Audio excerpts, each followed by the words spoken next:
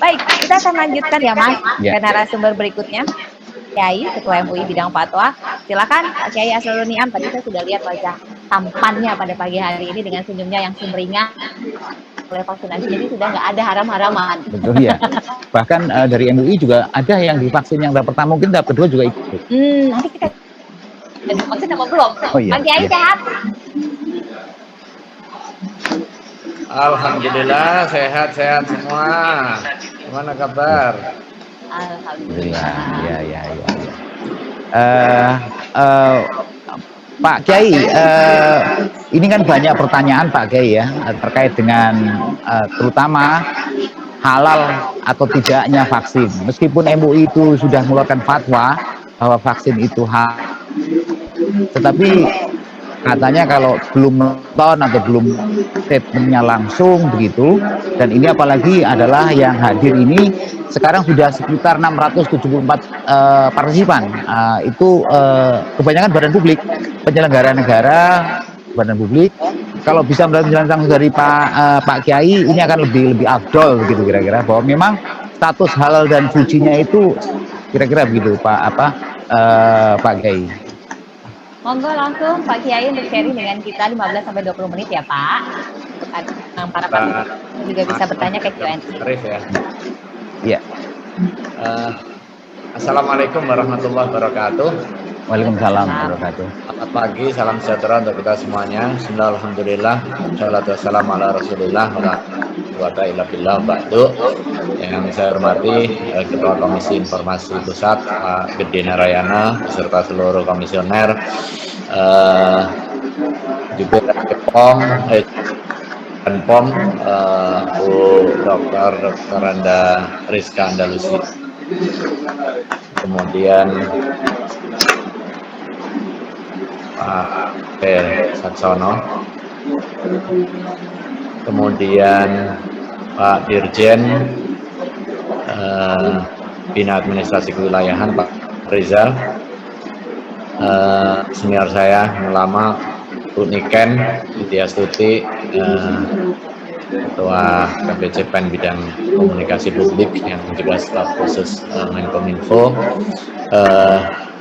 rekan-rekan sekalian beserta webinar yang saya hormati, terima kasih. Sampaikan hal yang terkait dengan aspek kesucian dan juga kehalalan vaksin COVID-19 dan juga tanggung jawab keagamaan untuk memutus mata rantai wabah COVID-19 ini. Ada 3 hal yang mungkin pada kesempatan pagi ini saya sampaikan. Izinkan saya menyampaikan melalui slide sekilas ya. Bapak Ibu, rekan-rekan sekalian yang saya banggakan, ada hal yang menurut hemat saya penting ya untuk kita sampaikan pada kesempatan pagi hari ini. Yang pertama, sudah bisa kelihatan ya? Sudah Pak Kiai. Oke, terima kasih. Sekarang bagaimana menghadapi wabah COVID dalam perspektif hukum Islam tentunya ya. Baginda Rasulullah SAW tuntunan kepada kita mengenai bagaimana kita menghadapi wabah. Memang wabah itu bukan hari ini saja, ini juga menimpa masyarakat kita sebelumnya. Banyak cukup sejarah yang memberi penjelasan mengenai ihwal terjadinya wabah di tengah masyarakat. Pada suatu waktu ada sahabat yang mau pergi ke suatu daerah, kemudian diketahui bahwa daerah tersebut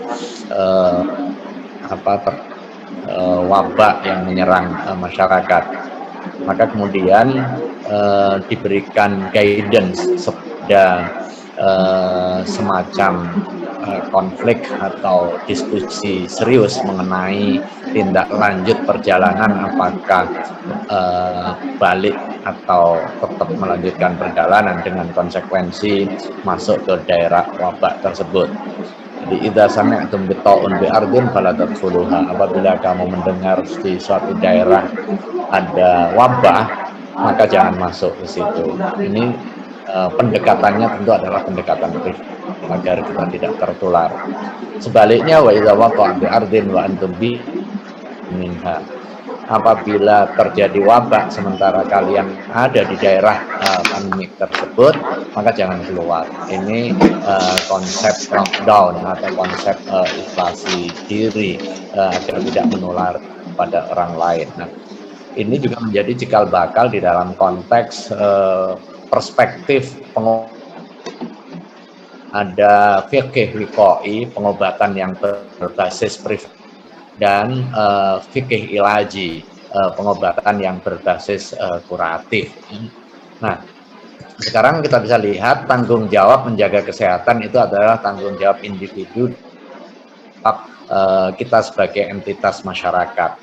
Ada penyakit yang terkait dengan individu, ada penyakit yang terkait dengan komunitas, kesehatan masyarakat atau public health.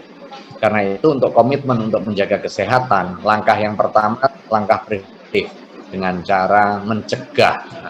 Mencegah itu juga bisa dilakukan dengan gaya hidup sehat, kemudian ASI, vitamin, protokol kesehatan yang hari ini kita harus lakukan, itu bagian dari komitmen mencegah tertularnya wabah. Ya. Tetapi tidak cukup hanya protokol kesehatan, tidak cukup hanya sekedar olahraga, maka penting kemudian melakukan vaksinasi sebagai bagian dari mekanisme langkah preventif agar kita yang sehat memiliki imunitas dan tidak mudah tertular. Artinya vaksinasi sebagai mekanisme pengobatan preventif tidak serta dan satu-satunya sebagai jalan keluar untuk menghindari penyakit. Perlu juga diimbangi dengan kondisi fisik yang sehat, kemudian protokol kesehatan, vaksinasi, itu dari salah satu dari sekian ikhtiar. Di dalam konteks Islam itu dianjurkan dan memenuhi kaidah syar'i. Begitu sakit, maka kemudian ada mekanisme pengobatan. Nah, tetapi proses vaksinasi di dalam konteks Islam yang didudukkan di dalam kerangka pengobatan preventif itu juga terikat oleh kaidah-kaidah keagamaan. Maka vaksin sebagai tools untuk kepentingan vaksinasi harus pastikan yang halal. Sama dengan ketika kita diperintahkan untuk makan pada saat kondisi bukan berarti kemudian kita serta-merta boleh makan apa saja. Demikian juga vaksin yang tersedia perlu ada komitmen pemeriksaan atas ingredient dan juga proses produksi. Nah, ketika vaksin diidentifikasi setelah mekanisme pemeriksaan, ternyata dia memenuhi kaidah suci dan halal, maka dia boleh digunakan sepanjang memiliki tingkat keamanan. Saya kira ini dari sisi konsep. Kemudian mengapa vaksin halal itu penting di dalam konteks hari ini? Yang pertama tentu terkait dengan landasan keagamaan. Vaksinasi atau imunisasi seperti yang saya sampaikan tadi itu sebagai satu jenis pengobatan preventif atau al-fiqhul wiqai. Nah, pengobatan di dalam Islam wajib menggunakan obat yang halal. Jadi ada term keagamaan tadawaw wala tatadawaw. Berobatlah kalian ketika sakit, termasuk juga mencegah penyakit agar tidak mengenai diri kita. Tetapi ingat, jangan berobat haram. Tetapi tentu ada pengecualian-pengecualian, ada istisna atau eksklusi. Mayoritas masyarakat Indonesia adalah Muslim. Sementara di dalam konteks keagamaan Islam, hal itu adalah separuh masalah keagamaan yang ini dijamin oleh undang-undang di dalam konteks pengamalan dan juga anaknya. Bapak Ibu yang kami hormati, seperti yang saya katakan tadi, berobat prinsipnya boleh, tetapi terbatas kepada obat yang halal, karena pada hakikatnya itu bagian dari masalah keagamaan, masalah keyakinan yang dilindungi oleh undang-undang. Landasan normatif keagamaannya saya kira cukup banyak ya. Allah Subhanahu wa taala tidak akan menurunkan obat dari hal yang diharamkan. Bukan berarti tidak memiliki efikasi, tetapi itu terlarang atau prohibited, not allowed di dalam konteks hukum Islam. Bisa jadi dia memiliki efikasi, tetapi ketika ada alternatif yang halal, maka yang haram tidak diperkenankan. Nah, tetap ada pengecualian. Pernah dalam suatu kondisi Rasulullah SAW membolehkan pengobatan dengan air kencing untuk kepentingan seseorang yang menderita penyakit panas, alternatif obat yang lain. Nah, dalam konteks ini, Majelis Ulama Indonesia tahun 2016 telah menetapkan fatwa nomor 4 ya tentang imunisasi. Nah, fatwa ini sekaligus juga ditujukan untuk kepentingan sebagian elemen masyarakat yang menolak vaksinasi atau imunisasi sebagai mekanisme pengobatan preventif dengan berbagai alasannya. Kita lihat di tengah masyarakat ada elemen yang menggerakkan apa yang disebut anti-vaks ya, anti vaksinasi dengan berbagai dalih dan juga latar belakangnya. Bisa latar belakang keagamaan, tetapi yang paling banyak justru bukan latar belakang keagamaan, latar belakang politik, latar belakang sosial, bahkan juga latar belakang pemahaman aspek saintik ya, aspek keilmuan. Tetapi ketika ada orang menolak imunisasi sebagai mekanisme pengobatan preventif di dalam kerangka dia sebagai konsep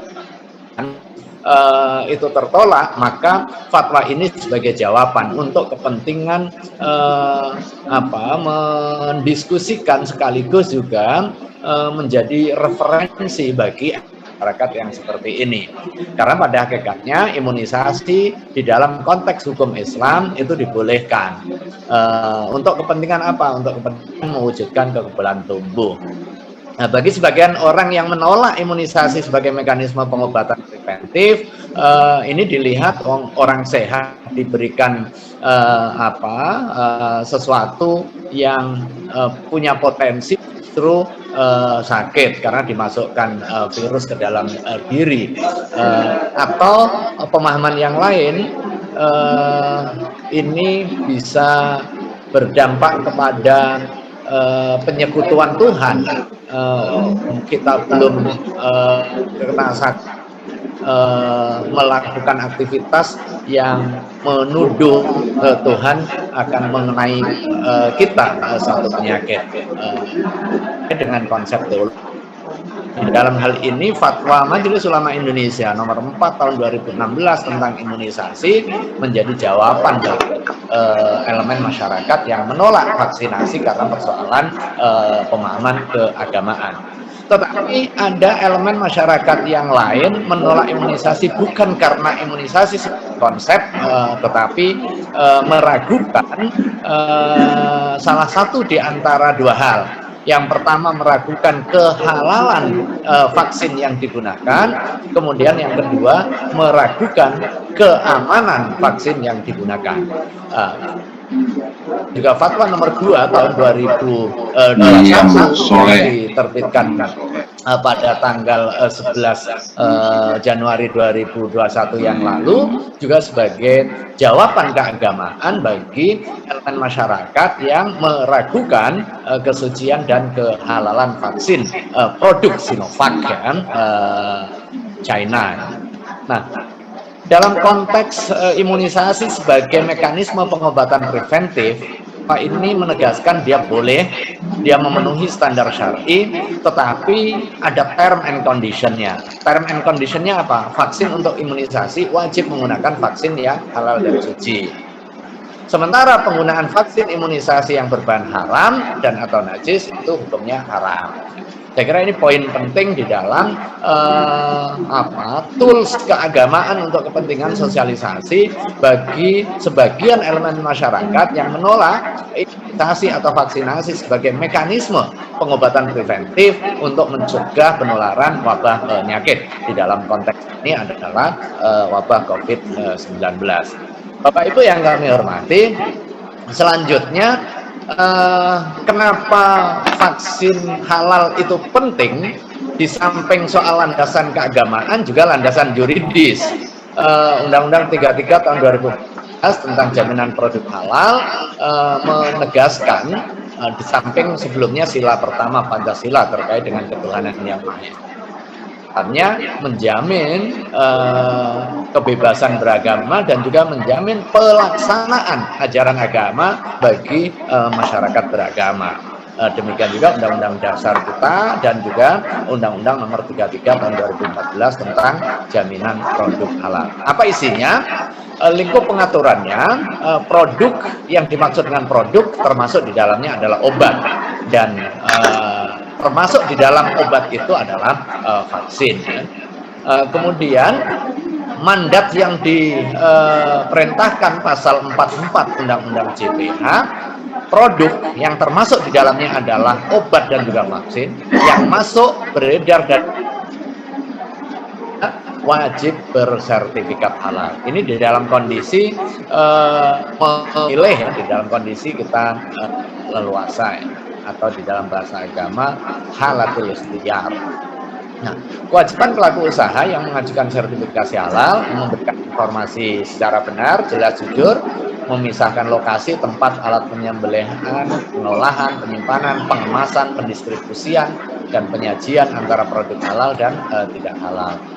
Kemudian yang sudah bersertifikat halal wajib mencantumkan, kemudian menjaga kehalalan produk, memisahkan, memperbarui sertifikat halal. Nah, khusus di dalam konteks vaksin COVID-19, produk dari Sinovac Life Science China yang bekerja sama dengan PT Bio Farma Bandung, proses sertifikasi halal itu dilakukan sejak bulan Oktober 2020.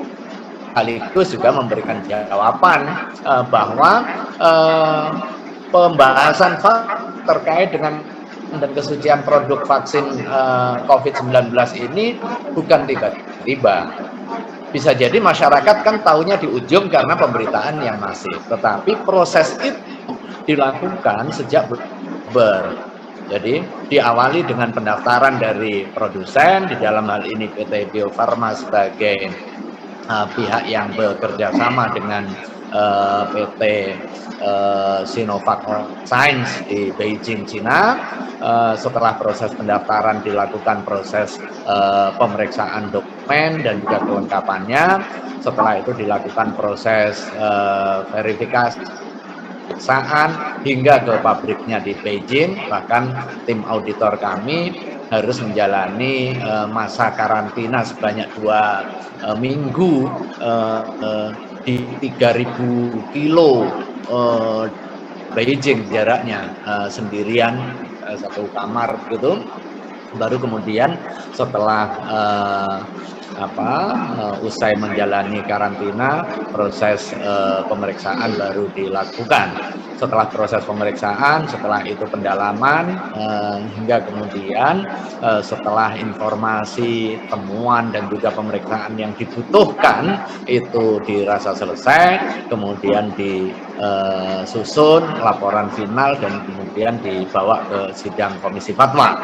Setelah itu dilakukan penelaahan pada aspek fikih sesuai dengan ketentuan dan juga kaidah-kaidah keagamaan, hingga kemudian tanggal 8 Januari 2011 Komisi Fatwa dengan keanggotaan 72 orang dengan berbagai latar belakang keilmuan yang beragam mengkaji, menelaah hingga menetapkan bahwa ingredient dan juga proses produksi dari vaksin COVID-19 produksi Sinovac Life Science yang bekerja sama dengan PT Bio Farma ini memenuhi kaidah keagamaan untuk ditetapkan sebagai yang suci halal. Bapak Ibu yang kami hormati, kemudian ini vaksin COVID dan ikhtiar memutus mata rantai peredaran COVID-19. Nah, khusus yang terkait dengan pelaksanaan vaksinasi COVID-19 yang mulai 13 Januari kemarin, Fatwa Majelis Ulama Indonesia mengkhususkan vaksin produk Sinovac Life Science, bahwa pada vaksin yang lain itu sedang di dalam proses komunikasi untuk pendaftaran dan juga sertifikasi halal. Bukan berarti kemudian ketika Majelis Ulama Indonesia sudah menetapkan vaksin halal, semua jenis vaksin bisa digunakan. Nah, fatwa ini terbatas kepada vaksin Sinovac Life Science yang bekerja sama dengan PT Bio Farma. Ya. Ada 3 nama dagang yang didaftarkan, barangnya sama ya, dari Sinovac itu. Yang pertama adalah CoronaVax, kemudian yang kedua vaksin COVID-19. Nah, 1-2 ini terinformasi ini yang untuk kepentingan masyarakat yang dibagikan tanpa biaya. Kemudian yang kedua Tubio, ya. Ini brand yang akan di PT Bio Farma. Nah, kemudian fasilitas produksinya biar saya yang menanya. Sinovac Life Science di PT Bio Farma di Bandung. Nah, ini fatwa yang secara khusus yang intinya menegaskan bahwa vaksin COVID yang dilakukan pemeriksaan oleh tim auditor dan kemudian dibahas oleh Komisi Fatwa Majelis Ulama Indonesia, hukumnya suci dan halal, dan dia boleh digunakan untuk umat Islam sepanjang terjamin keamanannya menurut yang kredibel dan kompeten. Syarat kredibilitas dan kompetensi menjadi penting. Ketika POM sudah menetapkan vaksin COVID-19 produk dari sini memperoleh persetujuan dalam kondisi darurat atau emergency use authorization, artinya sudah penetapan oleh pihak yang memiliki otoritas kredibel dan juga kompeten bahwa dia aman, kemudian dia berkualitas dan juga dia memiliki efikasi yang memenuhi standar untuk bisa digunakan dalam proses kegiatan vaksinasi. Bapak Ibu yang kami hormati, terakhir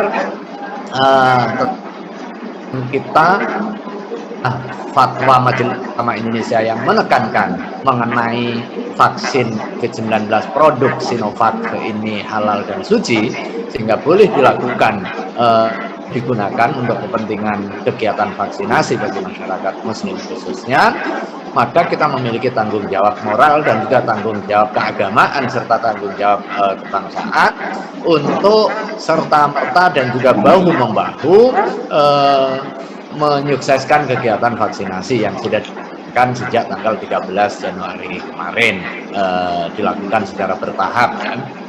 Nah, ini tidak hanya sekedar kepentingan individu, tetapi kepentingannya adalah kepentingan kolektif masyarakat. Karena wabah adalah wabah yang bersifat global, karena itu penanganannya pun juga tidak bisa penanganan yang bersifat individual dan sektoral, tetapi penanganannya harus bersifat global, holistik, dan juga utuh, yang merupakan komitmen antara kita seluruh elemen masyarakat.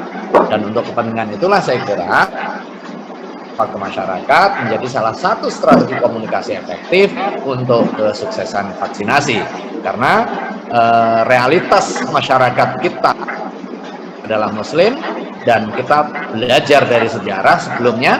Yang paling dekat adalah 2018 yang lalu pada saat dicanangkan vaksinasi MR, tetapi komunikasi publik dan juga langkah antisipasi terkait dengan upaya penyediaan dan juga ikhtiar aspek kehalalan dan atau kebolehan secara syar'i tidak optimal, maka pelaksanaannya juga tidak cukup optimal. Dan ini pula yang juga digariskan oleh Bapak Presiden serta seluruh pemangku kebijakan untuk mengharusutamakan dua aspek halal dan juga aman untuk kepentingan perlindungan pada masyarakat, perlindungan jiwa, perlindungan keagamaan yang itu dijamin oleh konstitusi kita. Saya kira itu. Terima kasih Mbak Mano, Hara, Mas Arif. dan Bapak yang saya hormati, kurang Assalamualaikum warahmatullahi wabarakatuh. Waalaikumsalam warahmatullahi wabarakatuh. Ya, silakan loh Bapak Ibu yang mungkin mau merespon apa yang disampaikan oleh Pak Kiai, langsung ke Q&A ya. Tapi ini sebelum kita contekin yang Q&A, Mas Arif kayaknya mau merespon nih. Jadi tadi menurut saya ada satu statement yang penting ya dari Niam ya. Jadi kata optimal tadi.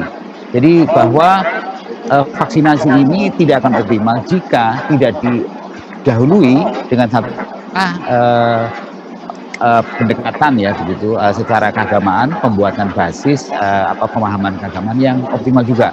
Dan tadi kita sama-sama sudah mendengar bahwa MUI itu ya tidak hanya kemudian melakukan kajian fikih, tapi juga sampai ke Cina, bahkan 72 orang timnya ya, ada yang sampai diisolasi. Jadi ini tentu masyarakat tidak perlu ragu lagi bahwa fatwa halal yang diberikan oleh MUI memang betul-betul valid. Nah, mungkin Pak Kiai, jadi ini kan memang ada banyak sekali pendapat ya, bahkan MUI sudah mengeluarkan fatwa halal atau suci ya, fatwa halal dan suci. Tetapi ada yang kan misalnya bahwa belum ada otoritas dari Timur Tengah katakanlah yang menyatakan bahwa vaksin Sinovac itu halal dan suci. Bahkan kemudian atau bahkan yang sudah digunakan di Timur Tengah itu vaksin yang berbeda. Nah, terkait dengan pandangan yang semacam ini yang mengacu pada katakanlah otoritas di negara lain terkait dengan vaksin, sikap MUI bagaimana Pak Kiai? Ya, terima kasih ya bahwa fatwa keagamaan itu didasarkan kepada pemahaman keagamaan yang disebut sebagai muttafaq alaih, ada yang disebut sebagai mukhtalaf fi, ada yang disepakati seluruh ulama, ada yang diperselisihkan. Samalah dengan teori hukum gitu ya, katanya ahli hukum dua bertemu maka akan muncul 3 pandangan hukum gitu ya. Tetapi ketika fatwa ditetapkan maka butuh parameter, manhaj, metode yang disepakati secara bersama. Nah, terkait dengan aspek yang ditanyakan tadi, di Timur Tengah belum ada fatwanya, itu tidak serta-merta kemudian menjadi argumen untuk peraguan, karena yang difahami Mas Arif, di dalam konteks sertifikasi halal, Indonesia ini menjadi salah satu leadernya.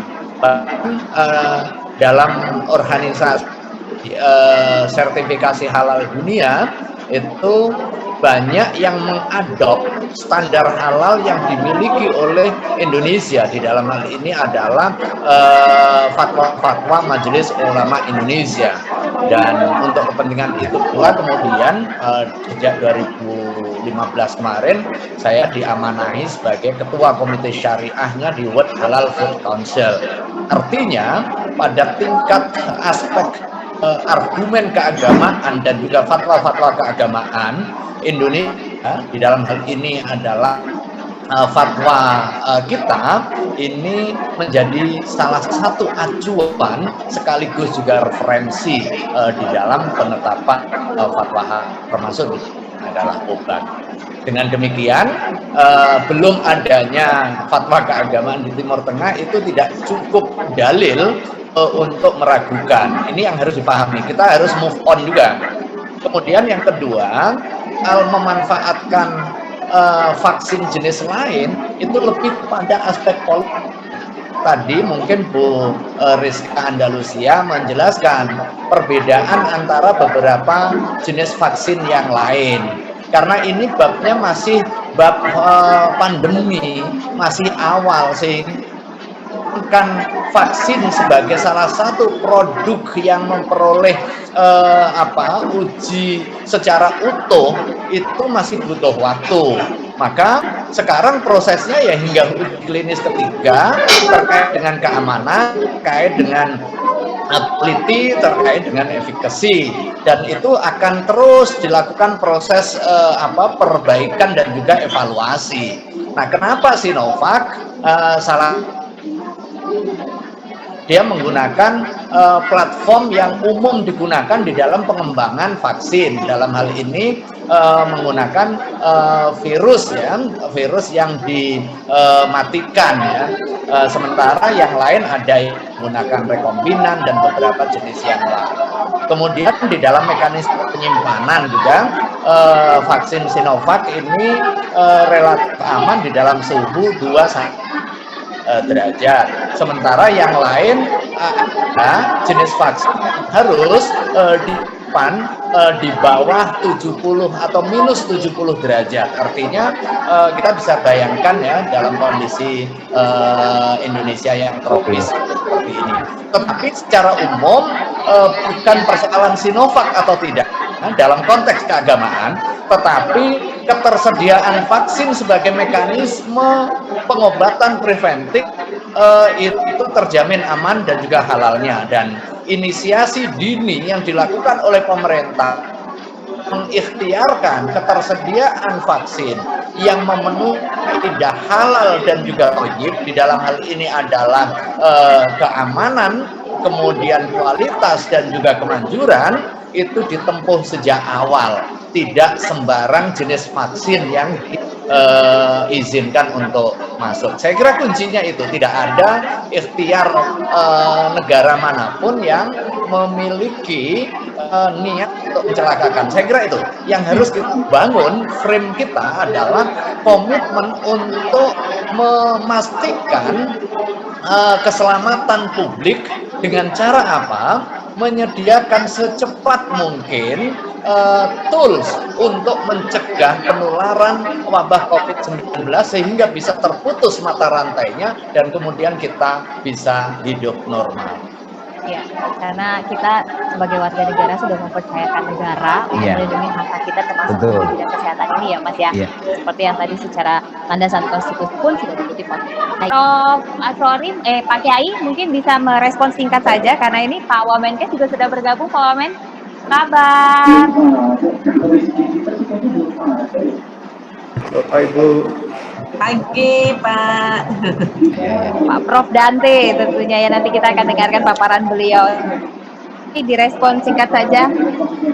Ya, terima kasih Pak Prof Dante. Selamat bergabung, selamat bertemu lewat. Terima kasih. Singkat terakhir. Fatwa ini sebagai wujud tanggung jawab keagamaan dan juga keulamaan untuk memutus mata rantai COVID-19, salah satunya dengan ikhtiar pencegahan. Nah, ikhtiar pencegahan itu di samping ikhtiar lahir, ikhtiar batin juga penting kan. Ikhtiar batin itu dengan meningkatkan keimanan, ketakwaan, menjauhi seluruh anasir yang bisa menyebabkan kemaksiatan dan sejenisnya. Tetapi ikhtiar lahirnya itu ditempuh dengan menjaga imunitas tubuh, melakukan olahraga, menegakkan protokol kesehatan. Tetapi pada saat yang lain juga melakukan imunisasi atau vaksinasi. Dan pemerintah sudah mengikhtiarkan vaksin yang bisa digunakan untuk kepentingan vaksinasi ini yang keamanan dan juga kehalalannya.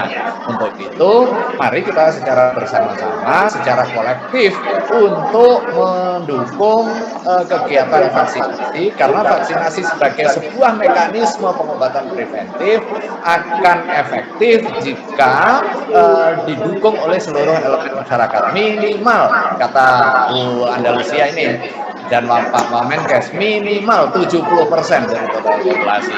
Tidak, maka ya potensi penularan masih ada. Tetapi perlu sama-sama, vaksinasi itu bukan satu-satunya. Kemudian terframe begitu ada orang yang kena vaksin atau yang sudah vaksin terkena COVID lagi, nah ternyata nggak efektif. Nggak seperti itu logikanya, karena itu salah satu, bukan satu-satunya. Bukan berarti setelah divaksin kita bebain aja. tentu vaksinasi sebagai mekanisme itu salah satu, masih ada salah-salah yang lain yang harus kita untuk mencegah potensi itu semata kepentingan kebaikan kita bersama. Terima kasih, kurang lebih maaf, selamat Ya, terima kasih. Ya, terima kasih.